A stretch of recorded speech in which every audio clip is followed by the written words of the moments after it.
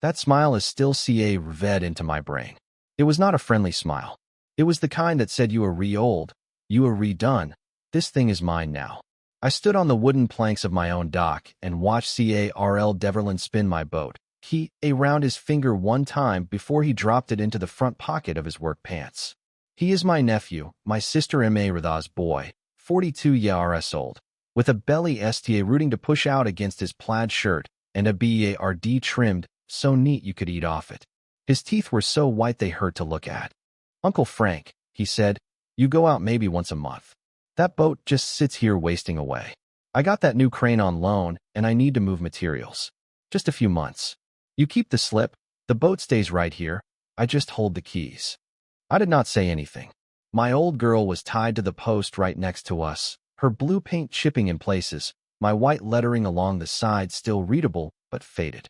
I painted that name myself 10 years ago when my wife Bess was still with me, and my hand wobbled on the last letter, so it leans a little to the right. Carl knew I came down every Thursday morning, stepped onto the deck, wiped the rails down, and sat in the driver's seat with a mug of black coffee while I watched the lake. He knew that was my time with Bess's memory. Just a few months, he said again, and he patted my shoulder with just enough force to make me rock back half a step. I will have a case of beer sent over tonight. He walked off, his work boots thumping on the dock planks. I stood there and watched him drive away in my pickup truck, which he said he needed because his own had a flat tire that morning. My key ring had a little plastic fish hanging off it, faded to almost white, the kind Bess bought at a lakeside stall for a qua rooter. She said it would bring me luck. I did not yell. I did not chase him. I did not call the cops.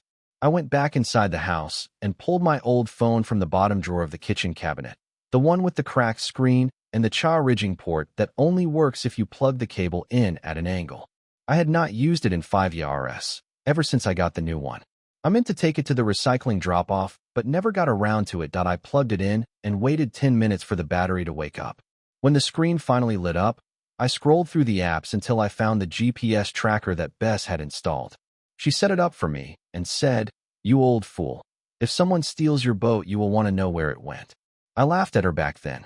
Now her photo was still on the app icon, her hair messy in the lake wind, her smile wide and real.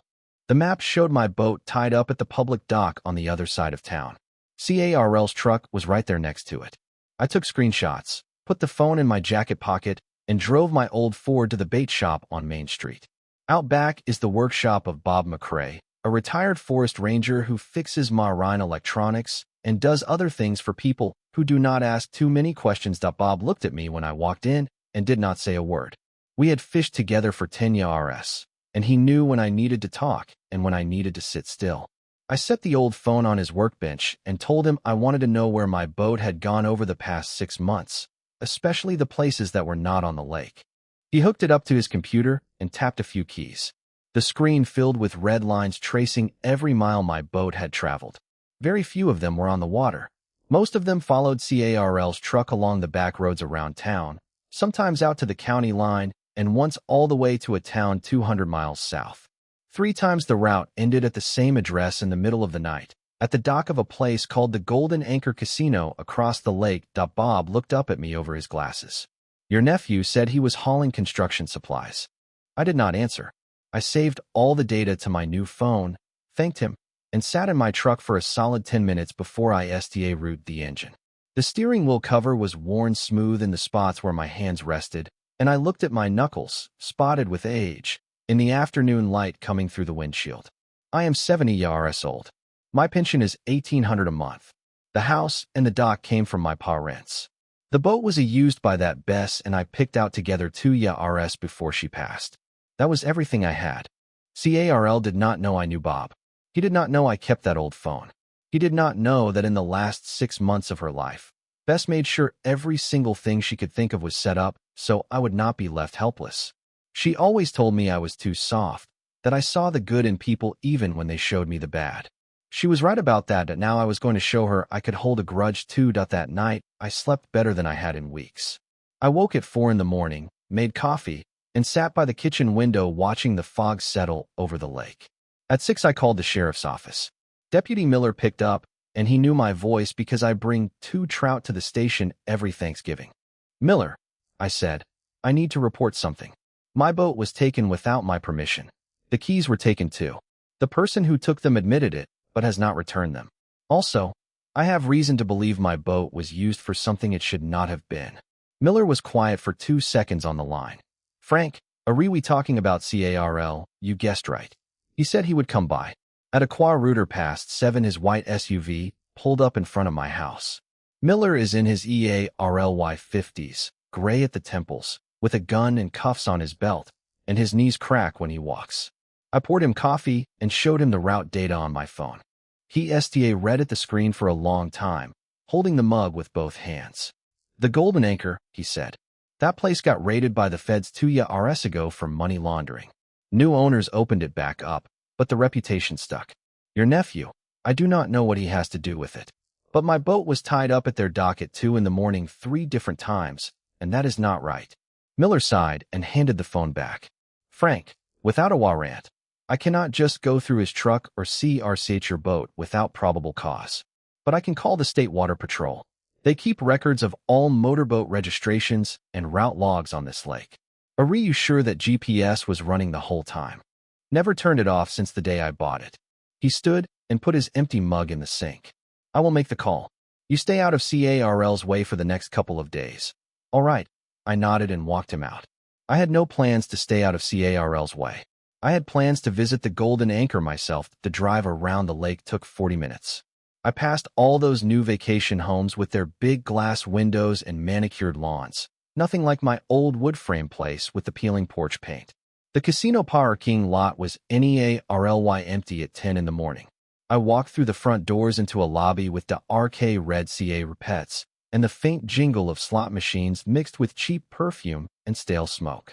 Behind the bar stood a woman in her 50s with a thin gold chain around her neck. I ordered a soda water, and when she slid the glass across the counter, I noticed an anchor tattoo on her wrist. I am looking for someone, I said, and I showed her Carl's photo on my phone screen. This man, does he come here often? She glanced at it, her face still as stone. Do not recognize him. He drives a blue fishing boat. Docks at your pier. She wiped the counter, not looking up. Too many people come and go. I do not keep track. I laid a $20 bill on the bar and slid it to her. I am old and forgetful. I just want to know if he owes money here. She looked at the bill, then at me, and pressed her finger over the edge. What is he to you, my nephew? He stole my boat. She hesitated, then tucked the bill into her apron. He was here 3 times last month. Always came through the dock entrance, not the front. He met with someone in the back office. I do not know who. One night, he left looking sick, had an argument with one of the managers. Word was he ran up a tab at the tables and put something up as collateral. What did he put up? That I truly do not know. She turned away to polish bottles, which meant the conversation was over. I walked out into the sun, and the light bounced off the lake so hard it hurt my eyes. I leaned against my truck and let the pieces start lining up in my head. Carl said he needed my boat for hauling materials. He was parked at a casino dock.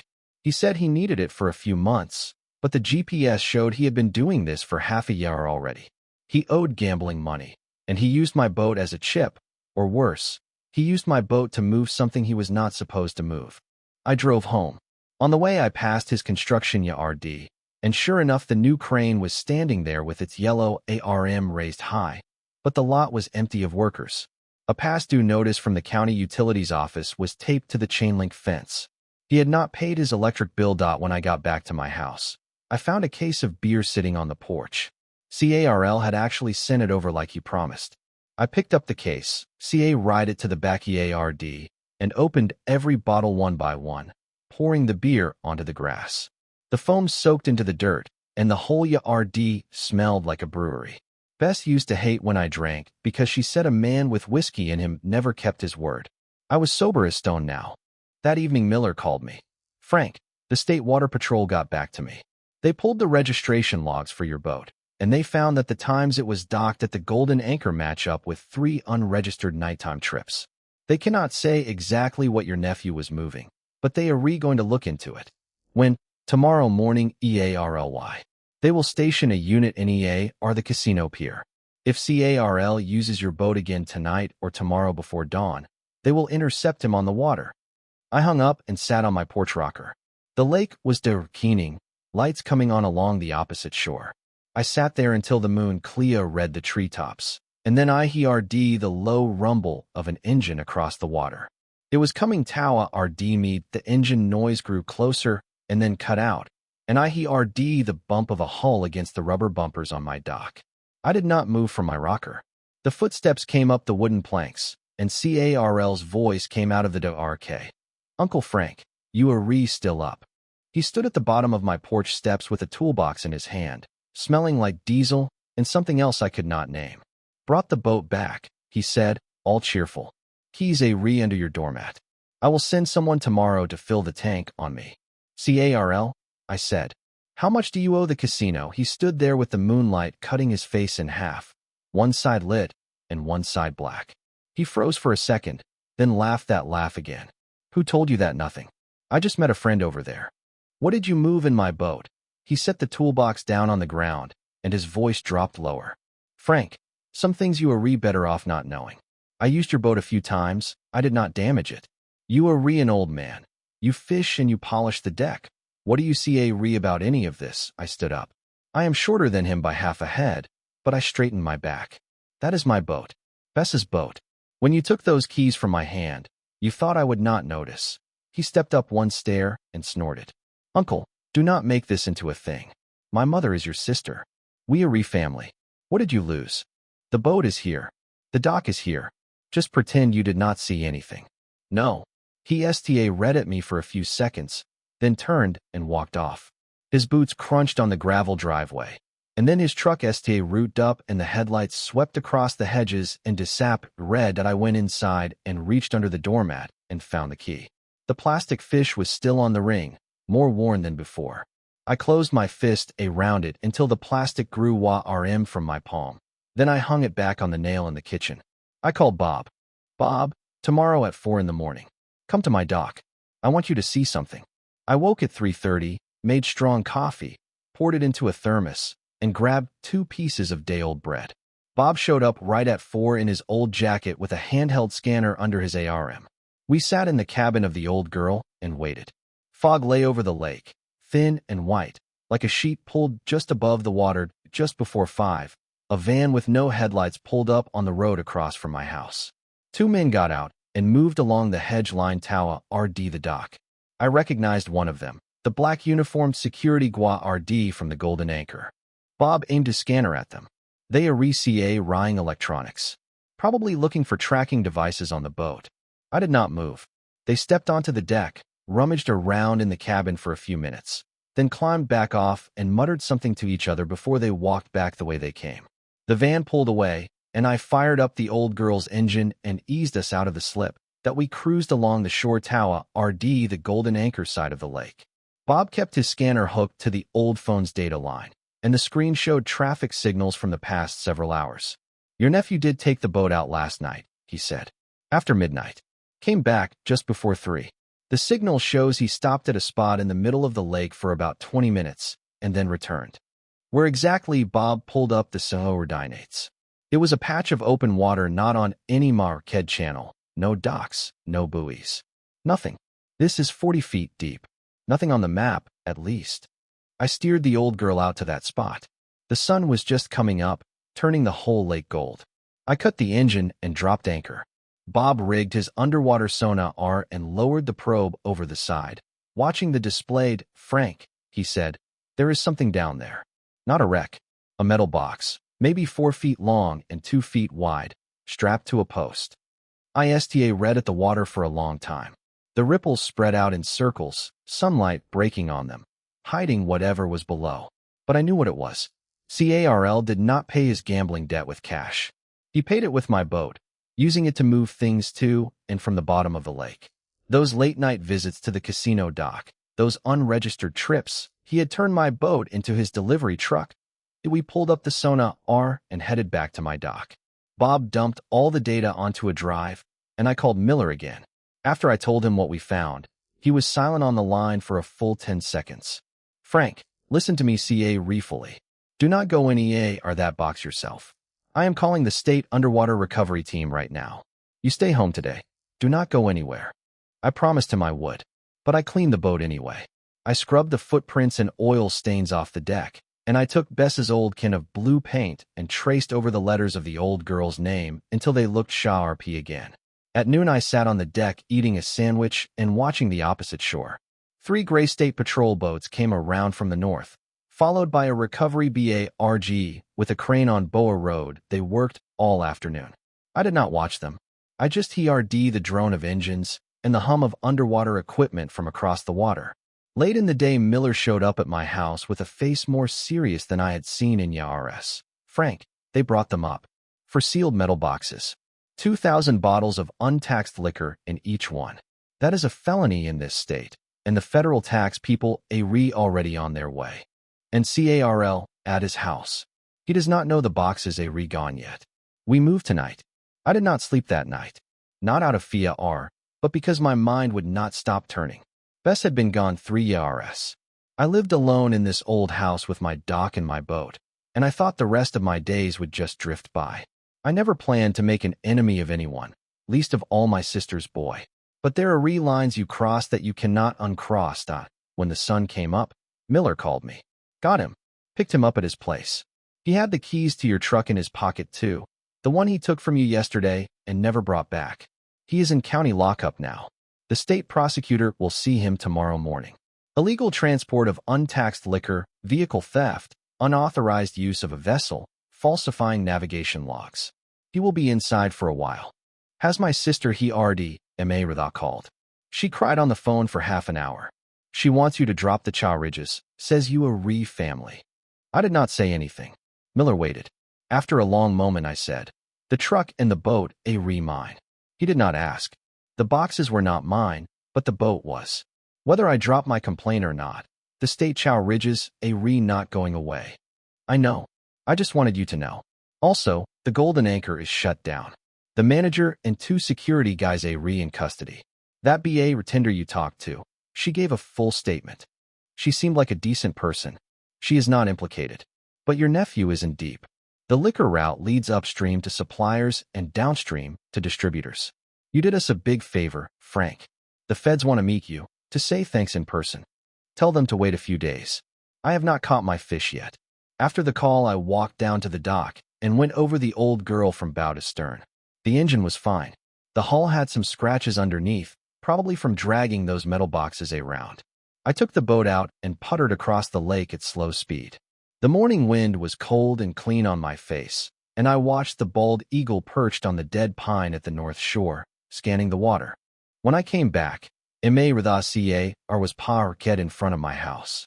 She stood on the porch with red-rimmed eyes, her hair in a messy ponytail, wearing an old sweatshirt. I climbed off the boat and walked up.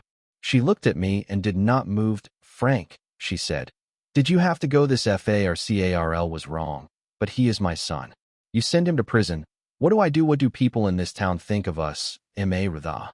I said, he stole my boat to move untaxed liquor. He brought casino people to my dock. If something had happened out there, if the boat sank or someone drowned, who do you think the police would have come after? Not CARL. The boat is in my name. The dock is in my name. I would have been the one in jail. She opened her mouth and nothing came out. Your son stood at my door and smiled while he took my keys and treated me like a fool. You think that was my fault? Her lip trembled and TRS ran down her face. Do you not remember we grew up together? I remember. That is why I did not do more. I stepped aside. Do you want to come in for coffee? She stood there, shook her head, and walked away. Her tires kicked up gravel as she pulled out of the driveway. I watched her taillights disappear around the corner, then went inside and put the coffee pot on. Outside the sun was bright, and the autumn leaves were turning red along the shore. The next morning I was eating cereal when a black federal SUV pulled up in front of the house. 2 men in suits got out, one younger and one older. They knocked politely, and I let them in and poured them coffee, the good beans I bought from the roastery in town, not the big can from the grocery store that the older one showed me his badge. Frank Reper from the Alcohol and Tobacco Tax Bureau. We want to thank you for your help on this case. We also want to talk to you about the Reva RD for informants. I sat down with my cup. The younger one flipped through a folder. Under federal law, A person who provides information that leads to the seizure of untaxed liquor above a certain volume is entitled to a percentage of the forfeited assets. The estimated value of this seizure is around $400,000 Rs. Your shawry would be, how much? 20%. Before taxes. I held my coffee steady. 80,000, possibly more, once penalties and additional forfeitures are recounted. Your boat was used in illegal activity, but we will issue an official finding that you were a victim, not a co-conspirator.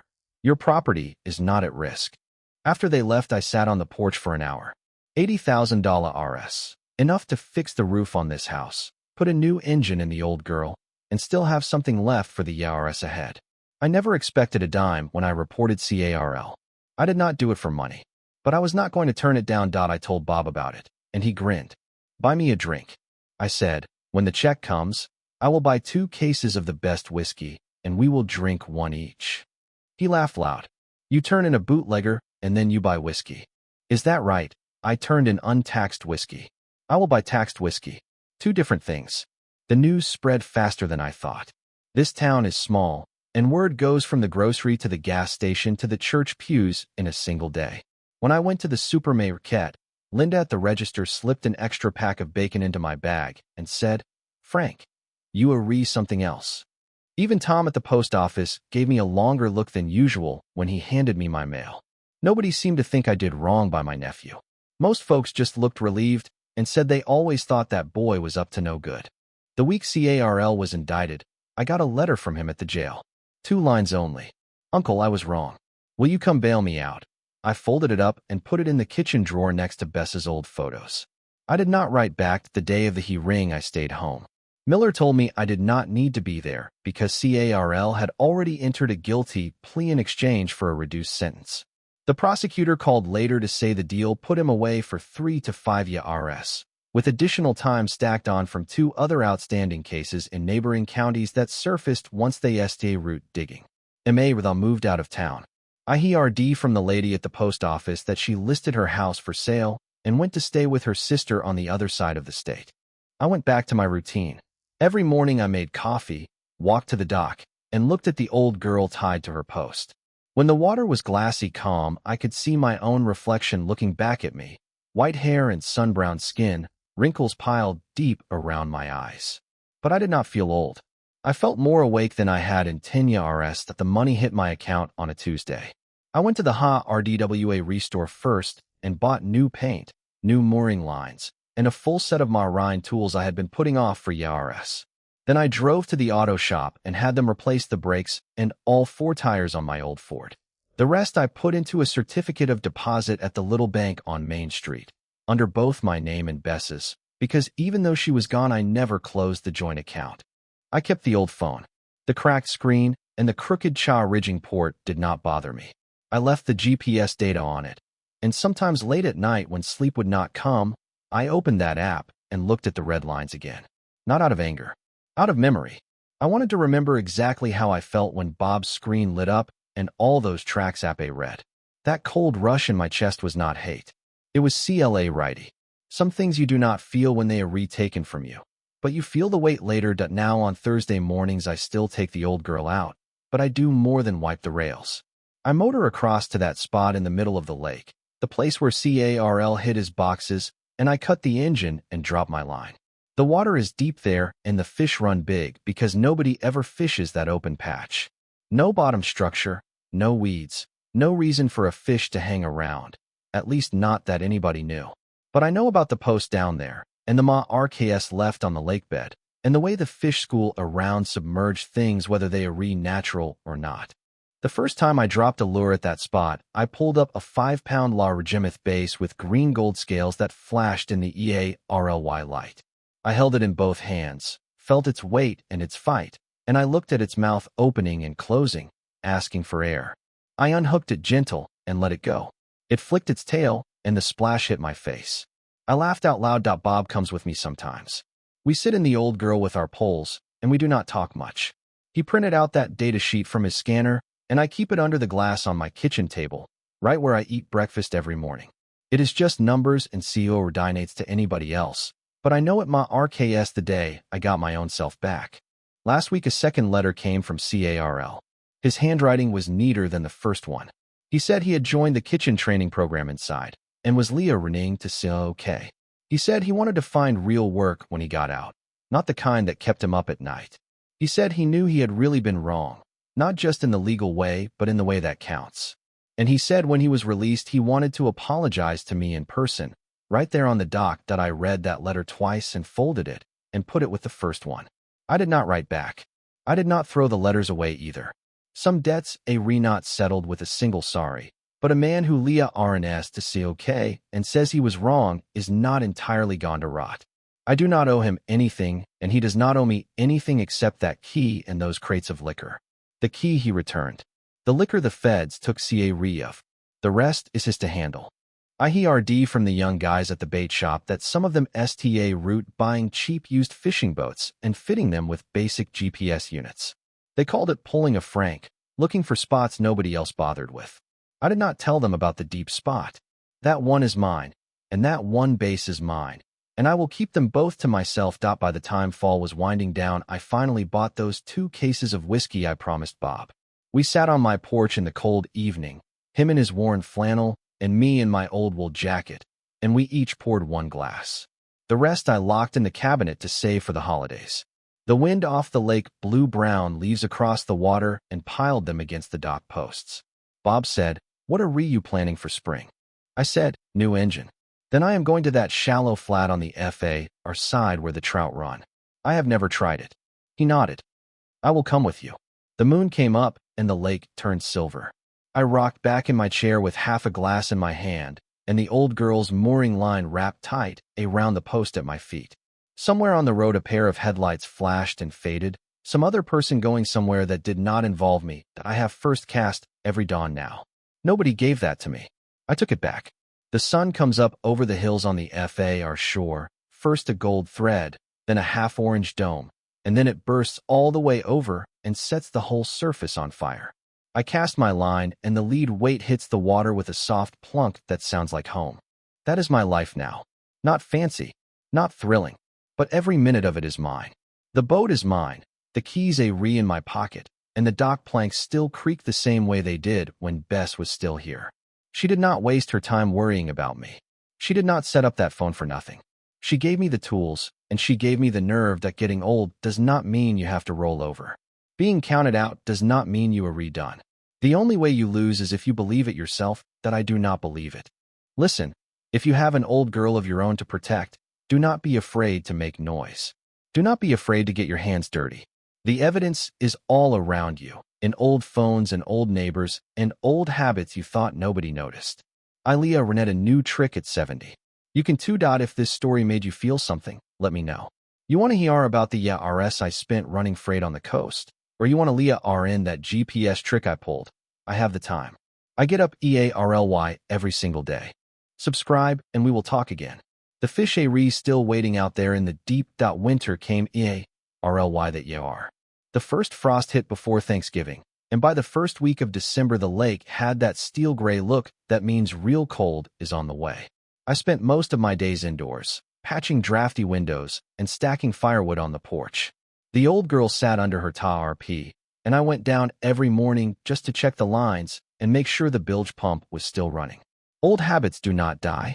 They just get colder. The money from the seizure sat in the bank, and I told myself I would wait until spring to spend any of it.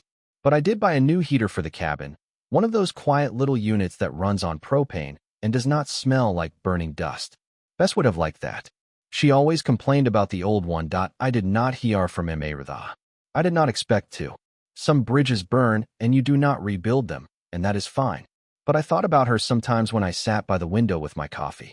She was my sister, and we had been kids together in this same house, on this same stretch of shore, back when the dock was just a few loose planks, and our father kept his rowboat pulled up on the gravel. She taught me how to skip stones. I taught her how to clean a perch. That was a long time ago. One afternoon in mid-December, I got a call from a number I did not recognize. It was a woman's voice, older, a little rough around the edges. She said her name was Dolores, and she used to work the BAR at the Golden Anchor. I remembered her right away, the anchor tattoo on her wrist, and the way she slid that 20 off the counter without blinking. "I got your number from Bob McRae," she said. "He said you were the one who turned in the operation. I wanted to thank you." "Thank me for what?" "For getting me out of there. I had been looking for a way to leave that place for 2 years. They paid okay, but the hours were bad, and the crowd got meaner every month. When the feds shut it down, I collected unemployment and found a job at a diner over in Millbrook.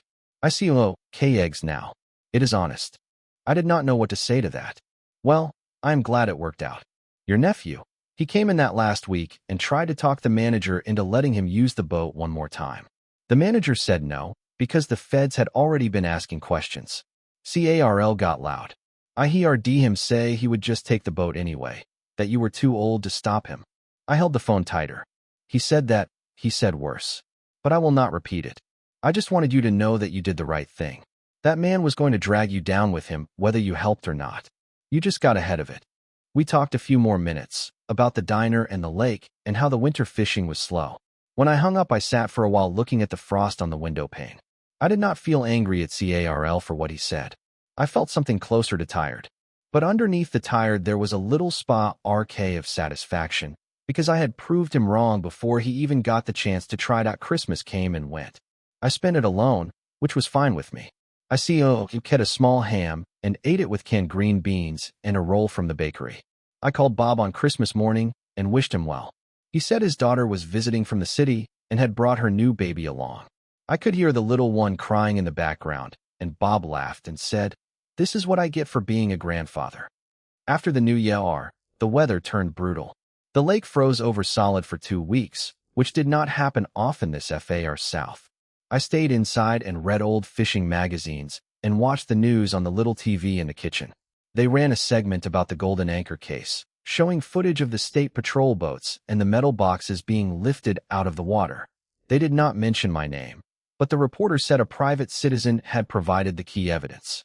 I turned the TV off and made myself another cup of coffee. By late January, the ice broke up and the lake opened again. I pulled the tarp off the old girl and checked everything twice. The engine turned over on the first try. I took her out for a short run, just to feel the wind and hear the water slap against the hull. The air was sharp and clean, and I saw a pair of loons diving in the North Shore. They come back early when the winter is mild. That was when I decided to use some of the money to fix up the dock. The old planks were rotting in places, and the posts were rooting to lean. I called a contractor from town, a young guy named Pete who had done work for Bob. He came out and looked everything over and gave me a fair price. He root the next week. Pete was a talker. He asked about the case, about Carl, about why I had not just sold the boat and moved somewhere warmer. I told him this was my home and I was not going anywhere. He said he understood, and then he told me about his own father, who had lost his farm to a bad loan and spent the rest of his days in a tiny apartment in town. He never fought back, Pete said, hammer in hand. Just let it all slip away. I told myself I would never do that. I nodded and handed him another plank. That was the right attitude. The dock work took 4 days. When it was done, the whole thing looked solid and straight, the wood still smelling fresh and clean. I walked to the end and looked out over the water. The posts were sunk deeper now. The planks were tight and even. The old girl sat alongside, and I could step from the dock to the deck without that wobble I had gotten used to over the years. I felt good. Not just satisfied with the work, but good in a deeper way. The place looked like it mattered again. Like I mattered. February brought rain, heavy and steady. The lake rose a foot, and the current picked up around the dock. I went down one morning to check the mooring lines and found a piece of debris caught on the old girl's prop. It was a torn plastic bag, bright orange, the kind they use for marking construction sites. I untangled it and looked at it for a long minute. It had a logo on it from a supply company in the next county. Carl's company that I did not think much of it at first. But then I remembered something. Carl had not been the only one working that construction site. He had a partner, a man named Ray Dobbs, who owned the equipment rental place over on River Road. Ray had been questioned by the state patrol, but they let him go because he claimed he did not know anything about the liquor. I had my doubts. I called Bob and asked him to run a check on Ray's truck. Bob said he would see what he could find. 2 days later, he called me back. "Frank, Ray's truck has been making trips out to the same stretch of lake, where we found the boxes. Not at night, during the day. He says he is checking on a piece of land he inherited out there, but there is no land on that side. It is all state forest. What is he doing? I do not know. But I do not like it. Neither did I. I thought about calling Miller again, but I did not have anything solid. I decided to watch for myself. The next morning, I took the old girl out before dawn and anchored NEA or the tree line on the north shore, just inside the shadows where I could see the open water without being seen. I brought coffee and a sandwich and settled in to wait. The sun came up and the lake turned blue and silver. Nothing moved. At noon, I heard an engine. A small aluminum skiff came around the point, with Ray Dobbs at the tiller. He was alone. He slowed NEA or the deep spot where the boxes had been, cut the engine, and dropped something over the side. It was a small object, maybe a buoy or a marker. He sat there for 10 minutes. Then STA root the engine again and motored back the way he came. I waited until he was out of sight. Then I motored over to where he had stopped. I did not see anything on the surface.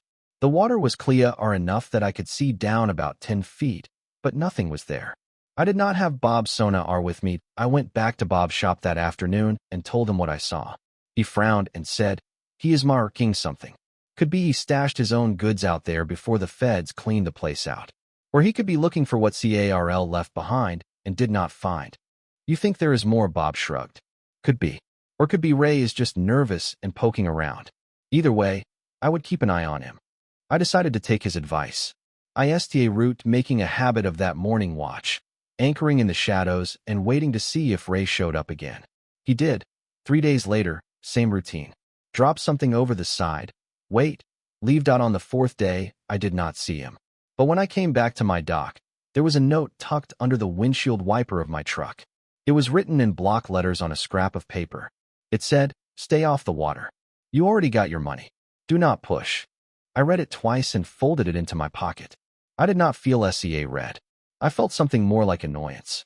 Ray Dobbs was not a tough guy. He was a 55-year-old man with bad knees and a receding hairline who rented out backhoes and wheelbarrows. But he was also a man who had something to lose. I went inside and called Miller.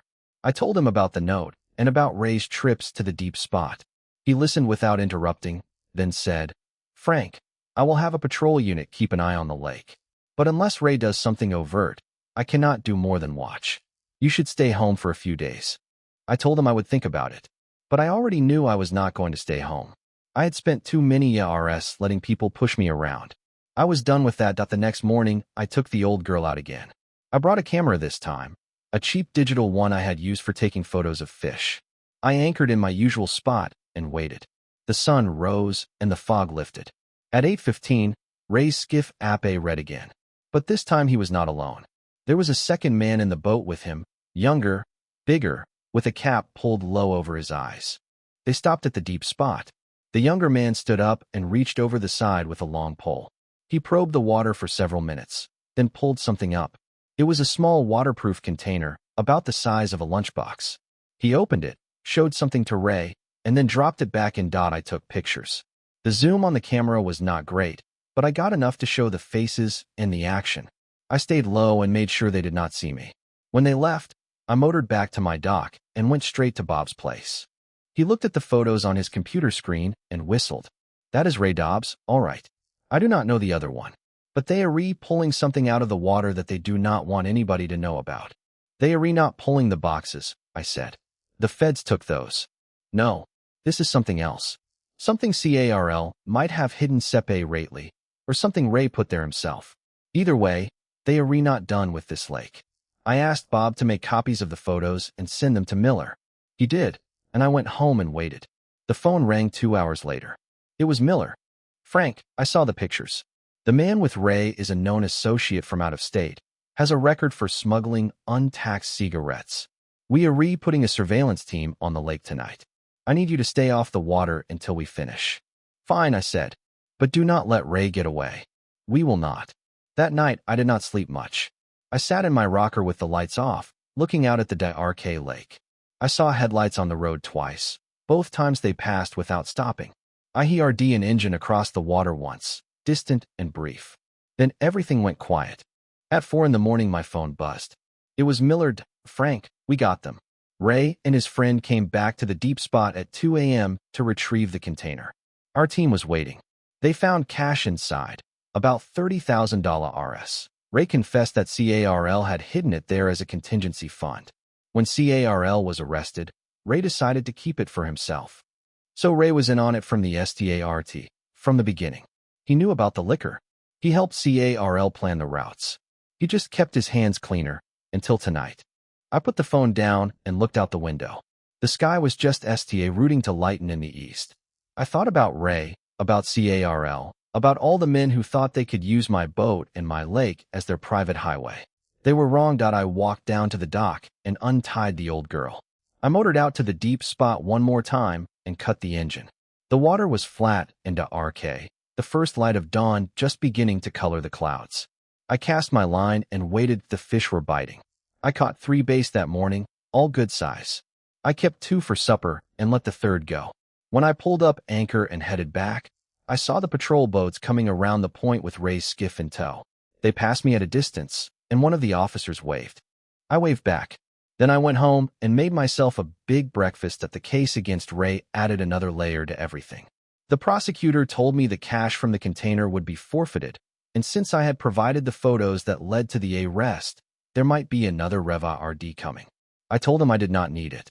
He said it was not up to me. That made me laugh. The town talked about it for weeks. Ray's rental business closed down. His equipment was auctioned off to pay fines. He took a plea deal and got 18 months, which was less than CARL, but still enough to make him think twice about ever coming back. I did not feel sorry for him.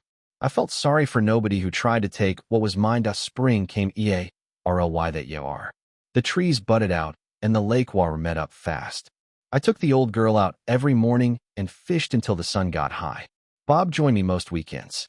We talked about the case sometimes, but mostly we talked about lures and water temperature and the best spots for crappie. That was the kind of talk I liked. One Sunday morning I got a call from an unknown number. I almost did not answer, but I did. Uncle Frank. The voice was different. Softer. Older. CARL. Yeah, I got out EARLY. Good behavior and the kitchen program. They let me call you. I did not say anything for a moment. I could hear him breathing on the other end. I know you do not owe me anything, he said. I just wanted to tell you I am sorry. Really sorry. I did not understand what I was doing to you. I thought you were just an old guy in the way. I was wrong. Where are you now? I am at a halfway house over in Millbrook. I got a job at a diner, COO King. You know the place. The one on Main. I felt a chill run down my back. Dolores, yeah, she runs the kitchen there. She hired me. She said everyone deserves a second chance, even knuckleheads like me. I almost laughed. Almost. Well, you listen to her. She knows what she is talking about. Can I come see you sometime just to shake your hand and say it in person? I thought about that for a long time. The dock was fixed. The boat was running. The lake was calm and open. I had my mornings and my fish and my first cast every dawn. Come on a Thursday, I said. I will be on the water, but I will be back by noon. Bring a fishing pole. He said he would. We hung up. I sat there with the phone in my hand, looking out at the lake. The sun was bright, and the water was blue, and the old girl bobbed gently at her mooring. I did not know if CARL would really show up. But I left the door open. That was enough for now. Thursday came with a sky so clear, or it looked like glass. I woke before the Allah RM, made my coffee, and walked down to the dock with the steam rising off my mug. The old girl sat ready, her new mooring lines coiled neat on the deck, the fresh blue paint on her name catching the EARLY light. I had not slept much the night before, not from nerves, but from something closer to curiosity. I wanted to see if CARL would actually show up. I cast off and motored out to the deep spot. The lake was flat and quiet, the surface like polished steel. I cut the engine and dropped anchor and sat with my rod in my hands. The sun climbed over the hills and turned the water gold. I caught a small perch right away, nothing worth keeping, and let it go. Then I sat and waited. At a little after 10, I heard an engine coming across the lake. It was not the old girl's Familia or rumble. It was smaller, lighter, the sound of a rented aluminum skiff. I turned and saw it coming from the direction of Millbrook, a single figure at the tiller. As it got closer, I recognized the shape of him, thinner than I remembered, his shoulders not as broad, his posture not as confident. CARL. He cut the engine well before he reached me and drifted the last few yards, like he did not want to intrude. He wore a plain gray sweatshirt and jeans, and his BARD was trimmed shorter than before. His hair had more gray in it than I recalled. He raised one hand in an uncertain wave to Uncle Frank, he called. You said to bring a pole. I pointed to the deck. Tie up alongside. There is a spa-re rod in the cabin. He did it CA refill, not rushing, making sure the skiff did not bump too hard against the old girl's hull. He stepped ABOARD and stood there for a moment, looking at his feet, looking at the water, looking anywhere but at me. Then he looked up. I did not know if you would really let me come. I said you could. I meant it. He nodded and went into the cabin to get the spa-re rod. When he came out, he sat on the bench across from me and baited his hook with the same kind of plastic worm I used. His hands were steady. That surprised me that we fished in silence for a while. The sun got higher, and the breeze picked up just enough to ruffle the surface. I watched him out of the corner of my eye. He did not look like the man who had taken my keys and smiled. He looked like someone who had been squeezed through a small hole and come out the other side. Finally he spoke. I owe you more than an apology. I owe you an explanation. You do not owe me anything. Yes, I do. He set his rod down and turned to face me full on. I was angry at the world. My business was failing. My mariage was falling apart, and I could not admit any of it was my fault. So I found other people to blame. You were the easiest. You had this place, this boat, this life that looked simple and easy. I told myself you did not deserve it. That is a lot of thinking for a man who just needed a boat. He winced. I know. I was stupid. But I want you to know I did not start with the liquor. That came later. First I just borrowed the boat for legit work, moving lumber and gravel.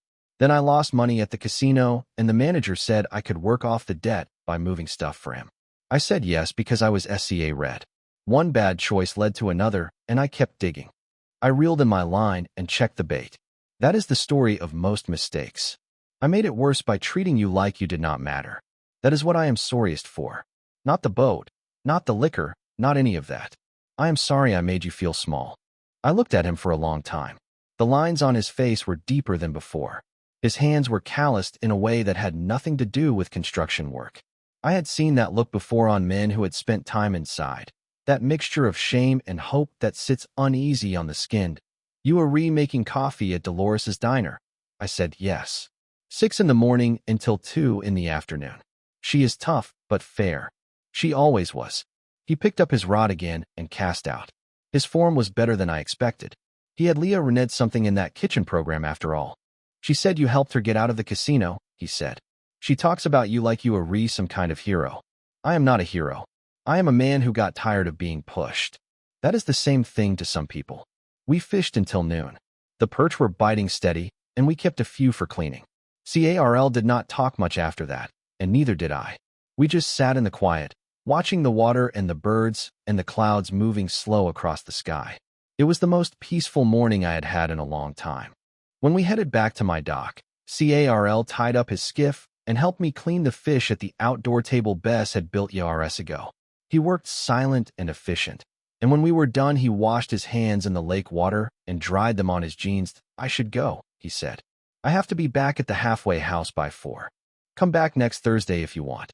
He looked at me like he was not sure he had RD right. You mean it, I mean it. Bring your own bait next time. I am not supplying everything. He laughed. It was a small laugh, uncertain, but it was real. He shook my hand, held it for a second longer than necessary, and climbed into his skiff. He motored away across the lake, and I watched until he was just a speck on the blue water. Then I went inside and made myself a sandwich. The weeks passed.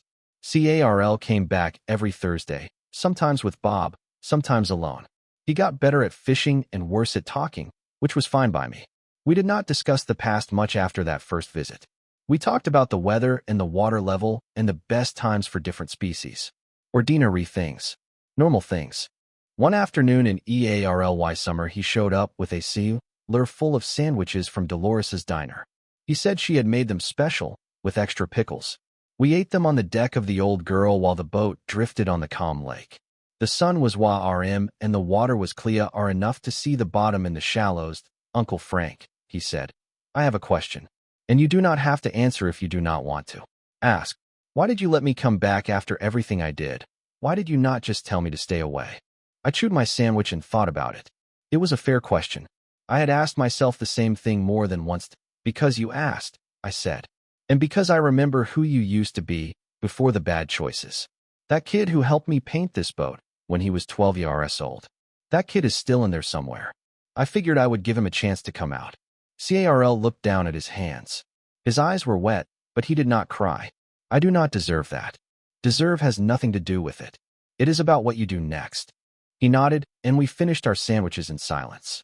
When we got back to the dock, he helped me coil the lines and cover the boat for the night. He did not say thank you. He did not need to. The summer was long and hot. The fish went deep, and the fishing got slow. I spent more time on the porch than on the water, reading old magazines and watching the boats go by. Carl came less often as his job at the diner got busier, but he called every Sunday night without fail. He told me about the new menu items Dolores was trying, and the regular are customers who always ordered the same thing. He sounded more settled than I had ever heard him. Mayra called me once, in July. She had heard from Carl that we were talking again. She said she was happy for us, and she was sorry for the way she had acted. I told her not to worry about it. Families are complicated. She said she might visit in the fall. I told her she was always welcomed. The Reva RD from Ray's case came through in August. It was not as big as the first one, but it was enough. I bought a new trolling motor and a better fish finder. I also put some money aside for Carl, in case he needed it when he got out of the halfway house and STA route looking for his own place. I did not tell him about that. Some things better kept quiet until the time is right. Fall came around again. The same gold and red leaves. The same mornings with mist on the water. I took the old girl out on the first day of September and sat in the deep spot as the sun came up. The Eagle was back on the dead pine. The loons were diving NEA or the North Shore. Everything looked the way it was supposed to look. I thought about the past year. About the keys and the smile and the old phone in the drawer. About Bob and his scanner and Miller and his patience. About Dolores and her anchor tattoo and the way she tucked that 20 into her apron. About Ray Dobbs and his container of cash and the look on his face when the patrol boats closed in. And I thought about Carl, sitting across from me and the old girl, Leah learning how to cast a line again. He was not the same man who took my keys. He was not the same man who smiled while he did it. He was something else, something that had to be built from the ground up, one Thursday at a time. I did not forgive him all at once. Forgiving is not a single act. It is a long road with a lot of turns. But I sta rude walking it. And that was what mattered. The sun clear red the hills, and the lake turned bright. I cast my line and watched the lure hit the water and sink. The first cast of the day, the one that belonged to me. I could feel best there too, in the rmth of the wood and the smell of the water and the soft creak of the dock behind me. She would have approved. She always said I had too much anger in me and not enough patience. She was right. But I was Leah reninged. There is a line in a song I used to hear on the radio when I was young. Something about going home and finding the door still open. I never understood it until now. The door is open. The boat is ready. The lake is waiting. And I get first cast every dawn. Thank you for reading this FAR. If you have been following Frank's story from the beginning, you know he is not a man who asks for much. But he has Leah reneged something that took him 70 years to figure out. You do not have to be big or loud or young to stand your ground. You just have to know what belongs to you and be willing to hold on to it. If this story felt real to you, if it made you think about your own dock or your own boat or your own stubborn pride, then leave a comment or drop a line. I would like to hear from you. Frank would too, though he would never say it out loud. Subscribe to keep up with the next one. There is always more to tell about life on this lake. The fish are not the only ones with stories. And remember, no matter how old you get, there is always a first cast waiting for you. You just have to show up. Until next time.